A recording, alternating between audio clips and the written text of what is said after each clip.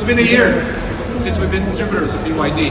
And wow, what a year it has been thus far. Instead, the team has introduced for the first time successful models like the Atto 3 and the Sea-Lion 6. Today, BYD is probably the top new energy vehicle brand in the Philippines. BYD has a dominating 80% market share in new energy vehicle sales. Today marks another critical milestone in the history of BYD in the Philippines. Today, the team is launching the first BYD product which will be priced below 1 million pesos. The democratization of EV ownership has truly begun. BYD is not just a company, it is a beacon of change and hope. Since our establishment in 1995, BYD has been fully and continuously committed to leveraging the technological innovations for a better life. We firmly believe that the sustainable mobility is actually not just a choice, it is a responsibility that we all here to share to protect our new generations to come. And today, we are more closer to that future because of the BYD Seagull we officially launched. So yeah, as soon as she decided to get an EV, we got an EV. Like at first, when I first started it, I was like, did I turn it on or not? Like I couldn't figure it out, but it was already on. That's how silent it is. And it's the only time in the day that when Nico sits down, he knows how to shut his mouth. So that's one feature that I absolutely love. We are in charge of budgeting, right? They are in charge of spending. Yes. So she spends, we budget, and I think I'm pretty techy when it comes to budgeting and numbers, and I'm trying to see how much we're actually saving. So they claim it's 70%, and we're there. It's not only saving on the fuel, but it's also saving on the oil changes. We don't need to change batteries. There's a lot of things that we normally have to do in terms of maintenance of our old cars that we don't have to do anymore.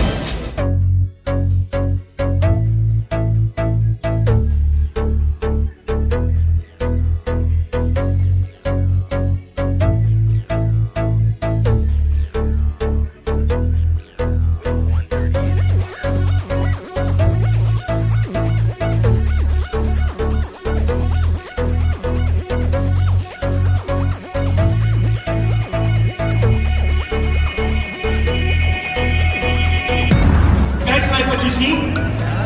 It's a great car. The Seagull EV is a great vehicle. The BYD Seagull has an introductory price of 898,000 pesos only.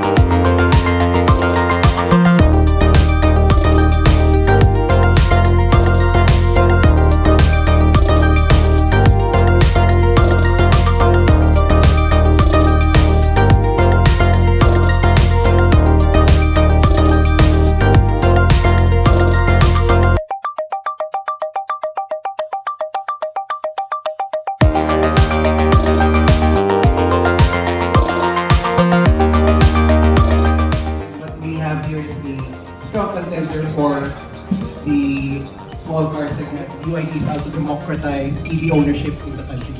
That means giving access to more people to the technologies of BYD, to the products of BYD. But there is a sizable segment in the industry that's represented by subcompacts and represented also by small A-segment cars. And that's where the Seagull comes in. So the BYD Seagull is a more affordable EV for those who want to have a taste of what the EV lifestyle is, but do not want to make a significant investment. The BYD Seagull will be the volume and brand contributor for the BYD business in the Philippines. And we will do this by creating a sub 1 million peso pricing model for the Seagull. And most especially the BYD warranty. We do offer 6 years vehicle warranty, 8 years battery warranty, and 8 years of motor warranty. The Seagull is a proper car and has amenities and safety features normally reserved for higher-end models.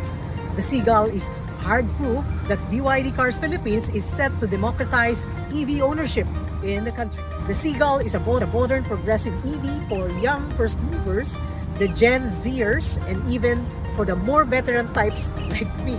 This can also be a great second car for city or urban use. Aligned with the global and sustainable branding of BYD, the Seagull offers best-in-class features despite its price. That's great value for money. Now, will the BYD Seagull be a hit in the Philippines and take flight? That's up to the market to decide. But from the looks of it, this EV will be a strong contender in its segment. In Evil City in Kawit, Cavite, and we're previewing 7 Seagulls.